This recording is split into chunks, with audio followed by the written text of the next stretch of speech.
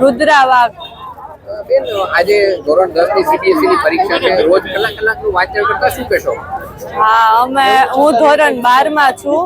અમે બહુ પ્રેક્ટિસ કરી છે. અમે 7 થી 8 કલાક ભણતા, પ્રેક્ટિસ કરતા ને એવું બધું કરતા. ભવિષ્યમાં શું બનવાની ઈચ્છા છે?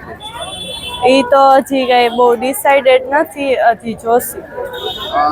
રોજ 5 થી 8 કલાક વાંચન કરતા પરિવારના સભ્યો કઈ રીતના સપોર્ટ કરતા? એ લોકો ઘણી કહેતા કે ભણો ને પ્રેક્ટિસ કરો ને એવી રીતે.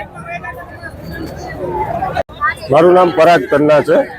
આજે તમારી દીકરી પણ પરીક્ષા દેવાની છે, શું કેવું વાતાવરણ છે, કેવી તૈયારી કરાવતા? આજે બાળકો માટે ધોરણ 10 ની પરીક્ષા એટલે એના જીવનનો પહેલો અને મોટો પડાવ અભ્યાસની જે કારકિર્દી હોય એમાં, એના માટે આજે મારી દીકરી સૃષ્ટિ પણ ધોરણ 10 ની પરીક્ષામાં અપિયર થવા માટે અહીંયા આવી છે.